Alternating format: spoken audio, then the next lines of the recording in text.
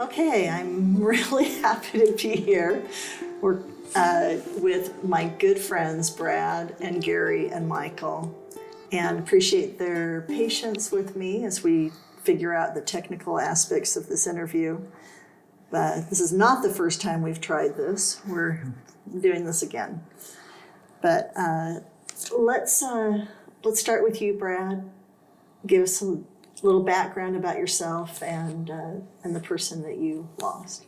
You bet. My name is Brad Schnell. I was married to Joelle for just a little over 30 years. We had have 4 beautiful children, all of whom have families of their own, with the exception of our youngest, who's on a mission in Santiago, Chile right now. He's been out a year. Joelle was diagnosed with glioblastoma, cancer, brain cancer, incurable. There's been a couple of people throughout the last 20 years that have lived beyond 24 months, but for the most part, it did its job pretty quickly. I spent the first 12, 13 months of, once we learned about the diagnosis, trying to figure out how to fix it. We traveled to Dallas, to San Francisco, to Denver to see specialists that were world-renowned surgeons that could potentially give us a different diagnosis or a different prognosis. And finally, we realized that the standard of care could be accomplished in the Portland area. And we went through that process and tried something called Novacure, that once they shaved her head and after they had performed 2 surgeries to remove cancer that was close to the surface, she wore this cap that projected electrical current through her brain that disrupted the cell division process. And we found success with that. However, the cancer cells crept through the spinal fluid into her spine, and that was inoperable. It had just grown in and through the vertebrae, and when they tried to operate on that, all they could do was kind of remove some of the surface, but it was inoperable. And so in June of 2018, she went into palliative care, which I soon learned was the beginning of the end. And she passed away on September 2nd, 2018, after about 18 months of fighting that. Joelle was probably the kindest person I've met. She had an infectious personality, and I knew that if I'd hitched my wagon to hers, that wherever we went, we'd have friends. She was able to meet 2 of her grandchildren, 2 of her 7 grandchildren at this point, before she passed away. But we know we have an eternal family, and that gives us a tremendous amount of hope and peace through this tragedy. Thank you, Brad. I think you might be right. She might be the kindest person I ever met as well. Gary. I'm Gary Bernardo. I'm 67, widowed. My story parallels Brad's in a lot of ways, particularly those incidences that can be characterized as sort of guy-oriented. That is, the first thing I wanted to do is fix the problem, because everything else is fixable. Cars, houses, anything that breaks, that's what guys do.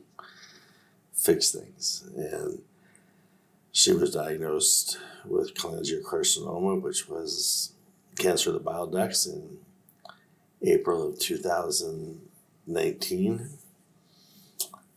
And it's not a very popular cancer, less than 5,000 a year, and As a result, it's not one that gets a lot of attention or a lot of research, and is always fatal. She lived about 2 years, which was slightly above average. The first year and a half after the diagnosis, she was very robust, fought it through the various procedures and operations and so forth that you try to do when you're trying to fix something. The last 6 months were kind of tough. She was my high school sweetheart. I married her just out of college, but I met her on her 16th birthday. And we, through high school and college, we dated and courted and were engaged and got married. And so I sort of grew up with her in many ways as we both transitioned from teenagers to young adults to middle-aged to, I'm not going to say elderly, but more senior population. And no matter what happened, she was elegant and a class act all the way, a little bit of a rebel. We have 2 kids, Brian and me. Both of them are in the Phoenix area. And they are my joy. Every time I speak with them, I feel like I'm talking to Ellen. And it gives me great pleasure to do so. And I think that all things considered, I feel blessed beyond what I deserve to be. And I count those blessings as coming from both our Heavenly Father and from Ellen. Even this day, she continues to bless me. I feel her presence. I relish in those moments that fond memories come back. And the other day I was thinking that I wish she would come home. Okay, you haven't got long enough. Time to come home. Yeah. Yeah. And then I caught myself and I said, no, your body was frail. You were struggling. You weren't healthy. You weren't comfortable. You put up a great fight, great show, but I don't want you to come back. At some level, I'd rather come to you. And she anticipated that. She reminded me that after she passed, that I still had a job to do. And she was very clear that she expected me to do it. And that was continue to be a father to our 2 kids, even though they're in their 40s, and be a papa to our 4 grandkids as they go through their life from youngest is 8 to the oldest is 17. And she expects me to be there for them, and I have been lucky enough that I can be. I think about her and I miss her every day. Thank you, Gary. I'm going to want to come back around to this expectation that she has of you and how you think that you best fulfill that. So don't let me get too far off course. Want to swing that wagon back around later. Michael. Okay, my name's Michael Schnabel. I grew up in Arizona. I got married to my wife, Ceci, when I was 22. I just come back from serving the Lord in Norway. And we have 2 children. One is, they're both in there, like 30 and 32, whatever, something like that. And I'm really thankful for them. My story is a little bit different than theirs, but similar in some ways, because my wife had been sick for, well, it wasn't like something sudden like cancer. It was a very slow, gradual, where her whole body stopped working one thing at a time. It took almost 15 years, maybe, something around that time. So first she was pretty healthy, and then she'd lose something, and then a little bit later something else, and then towards the end it was very clear where it was going. So it was really hard for that aspect. We lived, and unlike I guess so much of the other stories we just heard, there was no cure for what she had. So it was like nothing we could was no trying to chase the disease or try to fix it, because everyone, it took the doctors like years and years and years even to diagnose it. And then even when they finally got the diagnosis, nothing we could really do. So it's just something we had to live with. So we lived a lot of different places, mostly in East Coast, Virginia, Maryland, Maine, Kansas. And the Kansas is where she finally passed away, and that was February 3rd, 2022, so not that long ago. But I still miss her a lot. There's no question about that. So I think about her a lot. And but she was my best friend. Clearly, we were, despite everything that happened, we were very, very good friends. Definitely and from a very long time. We were married 32 years. So I'm really, really thankful for her. But at the end, she was in so much pain. And to be honest, she wanted to die at that point, because after being sick for so long and being so much pain, she welcomed it. So I guess what happened to me is just like, it was devastating, but at the same time, I knew that's what she wanted. So that gave me a little bit of comfort, I guess. Still hard, but I have that much. Anyway, so I guess that's my story, up to that point at least. Thank you. Thank you for sharing that. So you were married 32 years. Gary, I don't think we caught, how many years were you and Ellen married? 42. 42. But we knew each other for going on 50. Right, because you were 16. And how long? 30 years. 30 years. Yeah. That's a long time. That's a whole lifetime to spend with someone. Mm-hmm. And you certainly don't expect that it's going to be cut short like that. So I had some questions that I think are specific to your experiences, and I'll just put these out here. You can answer in whatever order you want to, or you can not answer. You can talk with each other about these things, but Plead the fifth. yeah, that's right. So the first question is, did you grieve before your loved one passed away? I guess I can answer that question if it's in that particular order. I mean, because she had been sick for so long, it'd been a long time since I had been able to smile, especially towards the end. Because it was so hard, I was already grieving, and it's like a pre-grieve, I guess we want to call it, because just seeing her that way every single day and knowing there's nothing you could really do about it was very, very hard.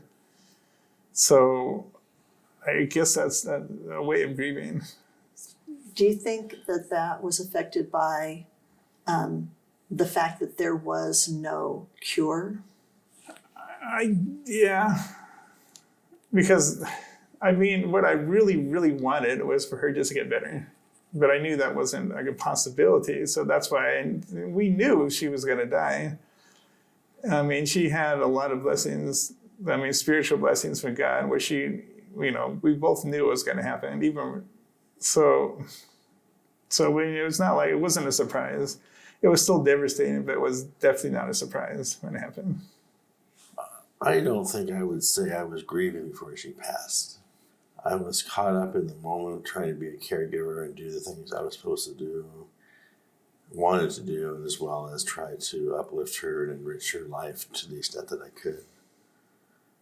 I think that the biggest emotion I was feeling towards the end was anger. I was just really pissed off at God, because I really considered Ellen to be an angel, not just to me, but to friends and people and causes and animals and plants and flowers. She was, in my estimation, a stunning example of Christ-like love. And I didn't give myself a chance to try to understand the plan of salvation at that time. I was just caught up in the moment and thought, Heavenly Father, you are taking something so precious from me, our kids, her friends. Isn't there anybody else that's less deserving? Right. So that was my feeling. And it took, even to this day, the anger. I think the anger. I think I can fairly say that the anger has subsided and has probably gone dormant, and the grief has been a process that's still ongoing. But I think, as Ellen would say, you don't move on, you move forward. That's what I'm trying to do. Yeah, I totally agree with that. We've had that discussion about there is a big distinction between moving on and moving forward. And moving forward, I think, gives much more honor to the person that you have lost. No question. Moving on seems to imply that, it's like, this just isn't in fashion anymore. I'm not going to. It's the ex-boyfriend, That's ex-girlfriend. That's right. They're out. That's interesting. Thank you for sharing that. On that question, did I grieve before she passed? One of the things that I had the benefit of was a tremendous support system. Our kids were all around, and through the entire process, really. And I also kept a social media, it's called Caring Bridge.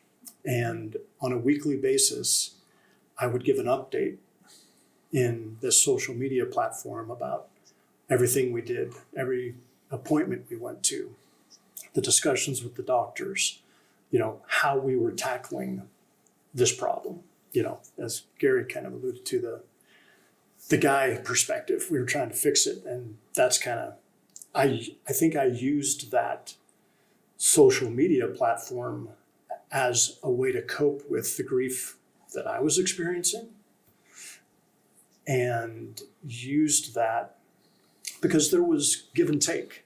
In fact, I think you and Steve commented back on that Caring Bridge post, and it was an opportunity for me to see people were involved in that process. And so that was a positive thing for me. The thing that I wasn't prepared for was at the very end.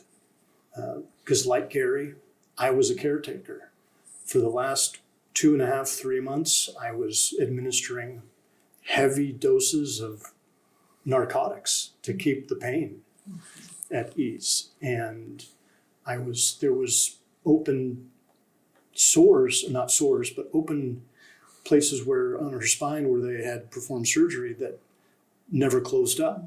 And so I was cleaning these things, and I was really doing things that I never thought I was going to ever have to do. But I was not prepared for her last breath. And our daughter Kenley and I were going in to just check on her. And, she had labored breathing. It was kind of loud. And, we had hospice around and stuff like that. But when she took her last breath, I was not prepared for that. And that, that was really hard.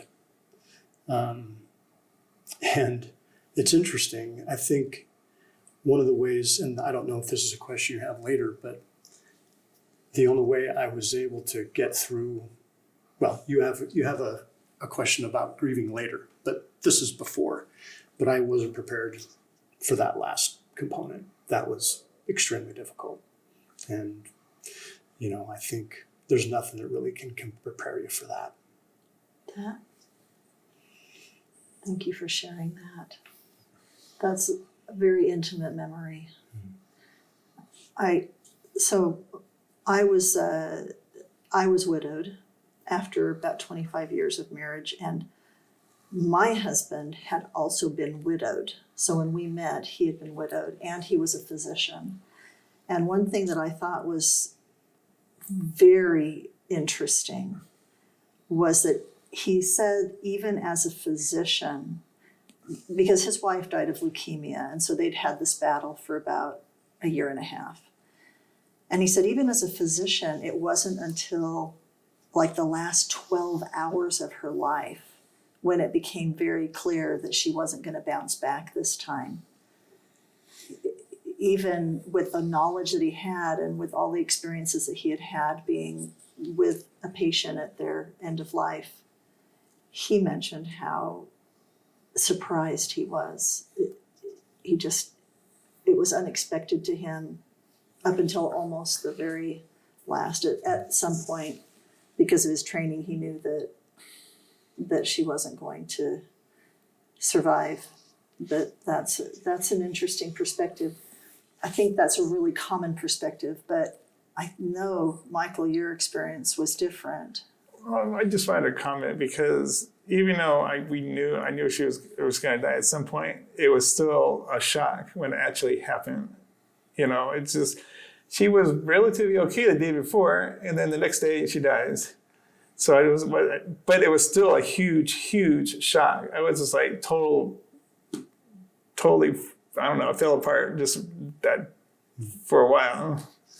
It was totally, knowing that it's coming is still a surprise. That's all I was going to say. My experience was a little bit different. Ellen was in hospice house for about 6 days. And I was not in the room when she passed. And she told me, if you're not in the room when I pass, don't worry about it. I'll probably be so drugged up I won't know it. So we were on our way. It was a Saturday morning. We were on our way. We were just pulling in the parking lot. Hospice calls and said, Gary, I'm sorry to tell you, but Ellen has passed. We were literally in the parking lot. So we get out there and run into the hospice as quick as we can. Like that would have changed the results. And this was during COVID, of course. So the three of us, Brian and me and myself, went into the room. And the hospice people were wonderful. The she was peacefully laid and covered up and, just looked very, very comfortable. And I felt some sense of relief. But my daughter said, Dad, Mom's not here anymore, is she? She's gone. And it took me a few minutes before I realized she wasn't talking about the fact that she had passed. She was talking about the spirit had left the body. Yeah. And the room felt empty. Before she had passed, even though she was drugged up, narcotics, not able to re-engage in any kind of conversation, the room still felt full. I think we probably all agree with that. The spirit and the body truly are separate. And the body gives up the spirit, and the spirit doesn't. I don't think the spirit sticks around for a lot of time. Just they move on to what their next assignment is. Okay, this goes back to the time before your loved one passed away. Did their personality change? And how did it change? How did that affect you, if it did change? Joel had brain surgery. And so it took a little while to manifest exactly what was different, but there were a couple of instances where, 7 or 8 months into it, she had 2 little grandchildren, and they would cry and it would aggravate her. Where before, never. Right. Never. So noise was something that it changed her personality a little bit. She was a little shorter. Was that shocking to you? It was. Because of the personality that you had? Before the most patient and long-suffering, and she dealt with me for 30 years. So talk about long-suffering. So that was very unlike her, very uncharacteristic. So how did you work through that? Well, what did you think? You try to manage the situation the best you can, and people were really kind, and I think she did a pretty good job of, controlling things to the extent that she could. But little kids cry, and they can make a lot of noise, and so we actually had a conversation with our 2 kids that had new babies at that point, And when Joelle kind of snapped, "Can't you keep those kids quiet?" The moms cried. Yeah. You know, like, "I can't believe you said that." And so we had an opportunity to chat about it afterwards, and I'm like, "That's not Joelle." Right. And they understood. But that was a different thing. And getting used to and managing, I found myself trying to manage everybody's expectations so that to kind of make up for that a little bit, so that didn't become an issue. I didn't want people to see that things were different. Why do you think that is? I wanted them to remember the way she was. Any other thoughts? I can answer this a little bit. When we first got married, Sissy was very, very super friendly, like you were describing. She was like, she could make friends with anybody, and she was just like, it was great. It's like, it was awesome. But as you know, as the sickness started to come on, and then she started, probably because she was in pain, it just started a little bit, wouldn't put up with people quite as much. It's just like she can be friends with them, but then if they start irritating her too much, it's like, I don't want to talk to you anymore. You know what I'm saying? It's like they know that, their time's valuable. Right. Exactly. So much. But the unfortunate side effect was that it alienated some people that might have been able to help her a little bit.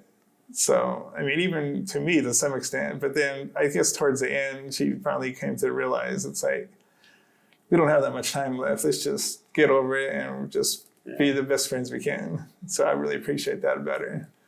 But she did alienate a lot of her family and some of her friends. So just because she just didn't want to deal with it, I don't have enough energy to deal with these people. So she did change in that way. Thanks for sharing that. Ellen, surprisingly, didn't really change. She was, even though she knew the story had been written, she was okay with it.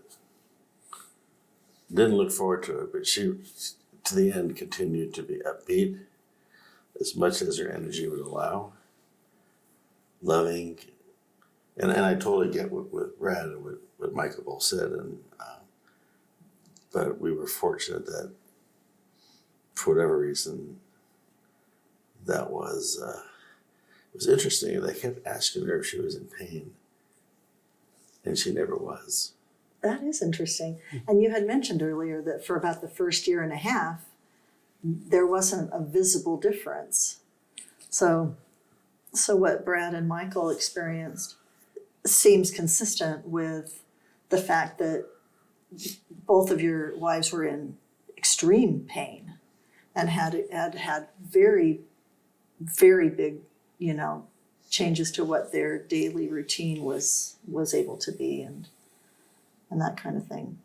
So if someone were listening and were experiencing what you had experienced, from this perspective on things, say there's a husband and he's caretaking for his wife, and she was lovely and delightful and everything you could ever expect out of a mother and a wife and a companion and a friend, and now her personality's been, disturbed. What would you say? What would you say to him, being on this side of things? It was something like that happened for me. That would be really, really tough for me. When my mom was passing, I would get the calls, "Gary, come help me. I'm stuck here in this god awful place," and and it just tears at your heart. So I was spared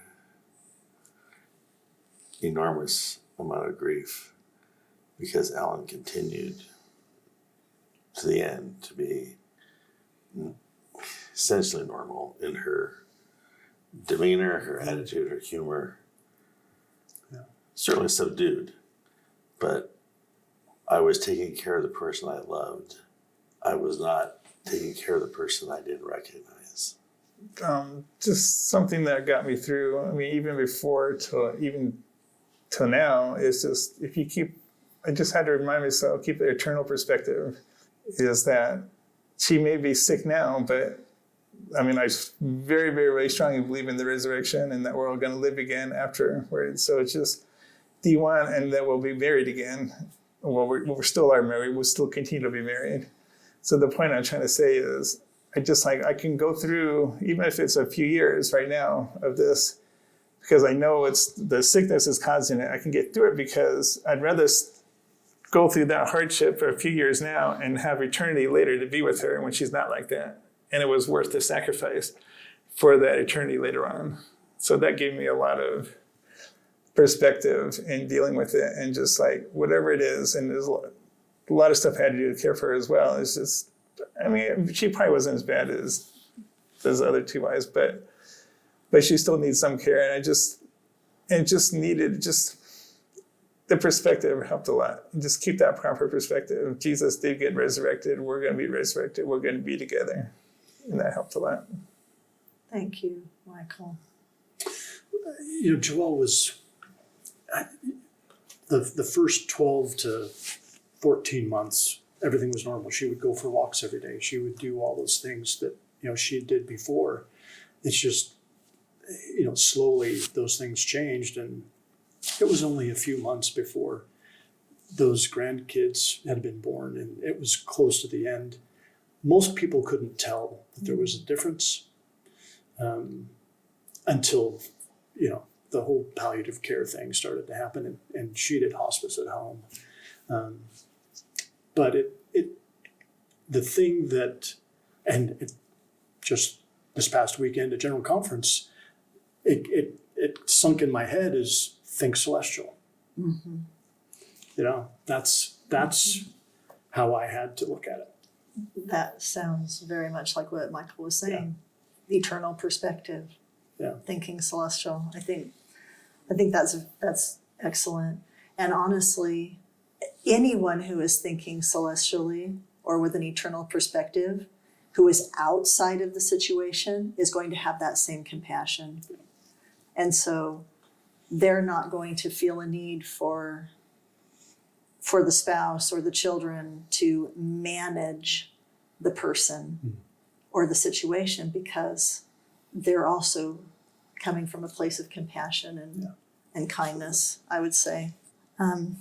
So we have talked, you've all mentioned about the time, right, when your spouse passed away, which is really a difficult experience.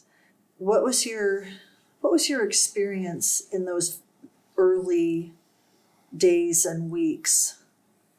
Where did you look for comfort? Where did you find comfort? Did you feel peace? Did you feel upheaval? Do you remember how you felt? Go ahead, you can start. Okay, I can start, I guess.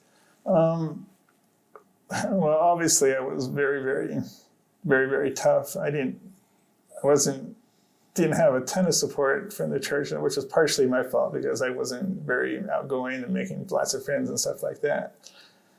But what was really comforting was my family was really super comforting to me. My two boys, and especially my oldest son, who drove all the way out from Virginia to come see me a couple of days later. And then we went to go see the rest of my family. And then later he moved out. So that was super, super comforting. And just a lot of it, I just had to distract myself from, because one of the first things I did, and I know other people don't necessarily do this, but I had to get rid of a lot of her stuff, because every time I see something of her, it was so painful just to see it.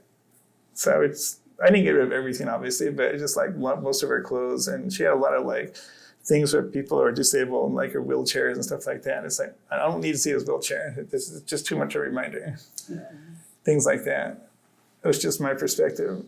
And then just distract me any way I can. I'd like to exercise, so I got even more exercise than I used to do, because I never used to go to the gym that much, but I ran outside mostly. But now it's like I start taking that way more seriously. It was just a distraction. I watch more TV, not bad stuff, but just whatever you like to watch, and just things like that. So it was hard, but between my family and just being able to distract myself enough, and just having my faith in God that everything was going to be okay, and knowing that she went to a better place, because she was a really good person. I don't doubt that whatsoever. That's kind of what got me through, at least in the beginning, and really up to this day. So that sounds like three separate things. you had your family. These are all the things that helped you get through. Your family, major distractions, and then your faith. Okay, I guess that's fair. Yes. Right? I think that's actually very, very common. I think especially as men grieve, they often turn to things that they can find purpose in and distraction. Right? If you don't have to think about it, you don't have to feel it. I don't know whether that's a positive or a negative, but it's something that we should probably talk about a little bit. But how about either of you? What were your... Well, denial is always a great tool. My two kids were with me for about a week before Ellen passed and a week after they passed. And that was where my comfort and strength came from. Clearly they were wounded and they helped each other tremendously. They're very close, just very rich relationship. And I was struck by the outpouring of love towards me because they were always Ellen's kids in the sense, she was the sort of the rock. She was the leader about they're going to do this, they're going to do that, they're going to do sports. But she had the things organized, and I was in some ways kind of along for the ride. I can relate. But the wonderful thing about that is that we were in agreement on the program. Yeah. But they were super, super helpful for me, and just outpouring of love was amazing. There was one other good friend of hers, Corey Wright, who was a godsend for Ellen in her last days. She was super helpful. Virtually no help or no support from people in the church. To your point, Michael, because I was not an outgoing guy. I wasn't one of the cool people. I wasn't, I didn't have a high calling. I was in the bishopric, so I was just kind of an average guy in the back of the church. And to some degree, I was okay with that because the few times people tried to help, it was a colossal train wreck for me most of the time. And then when you and I connected after Steve passed, that was, for me, super timely because it was about 3 months after Ellen passed, and I was sort of getting my second wind of grief in the sense that I thought, okay, I went through this couple of months of grieving. I'm kind of feeling pretty good. I think I'm getting through it. And then all of a sudden, it's starting to come back again because I really realized for 3 months that she hasn't come home yet. What's going on? Anyway, so that association for me was very, very rich and very, very timely because I think you were the only person that could understand what I was going through. Well, I'm sure there was others. I just didn't know you at the time. Yeah. Well, and to interject here, it was, what day did she pass away? Saturday, April 17th. April 17th. So it was actually about 3 weeks. Okay. It felt like 3 months to you. It was 3 weeks later. My husband passed away 3 weeks after your wife. Okay. But his death was, even though he had been sick for a long time, his death was still untimely and sudden and not expected. And so I was in total shock. His partners at his practice held a really lovely memorial for any patients or that wanted to come and kind of give a nice tribute to him. And I was only barely aware that Ellen had passed away because we didn't run in the same circles really. Yeah. But that evening, when I saw you there at the memorial, immediately I definitely felt like I really want to connect with Gary and talk. And I have said this before, I'm sure I will say it 10 more times. It was a tremendous blessing. I could not have gotten through the first 6 months of Steve's passing without you. Oh, thank you. Because one of the first things that happens is you start to notice that you don't have anybody to talk to at night. And it was that I missed talking to a man, right? I mean, I love my friends. Just because they don't talk back. Yeah, no, I just wanted that man energy. And then there were specific things that you and I had in common that I had almost no one that would understand. You know, Steve owned a practice, you owned a business. You know, you could relate to a lot of the specific experiences that I was having and the struggles with just, there's a lot of paperwork and estate stuff and I could talk to you about things that I could talk to Steve about that not all, not my brothers wouldn't necessarily always have understood, but also we were both grieving, and that was a blessing. We would talk for hours. To your point, I think with our friends who have not gone through what we've gone through, our grief has a pretty short shelf life. Well, Alan passed away a couple weeks ago. I mean, Yeah. let's get over it. Let's move on. Yeah. Do you want to meet somebody? Yeah. Oh, yeah. I one of the questions that I had given you before we even met together was, did somebody say, sometimes people say stupid things to someone who's grieving. Did that happen to you? And I can still remember this person who I have nothing bad to say about, but I can so clearly remember, I think Steve had been gone maybe 4 weeks at the most, maybe 3 or 4 weeks, and standing at the end of my driveway saying, "Don't worry, Julie, you're going to find somebody real quick." And I thought, I don't want to find somebody. I want my husband back. I said that lots of times. I just want him back. I want him back. Yeah. Interesting. In part 1 of this episode, we've heard my friends Brad, Gary, and Michael share their experiences caring for and surviving a wife's death after a difficult illness. We discussed how faith, family, and even distractions factored into their experiences, as well as how each felt he had changed as a person since losing his spouse.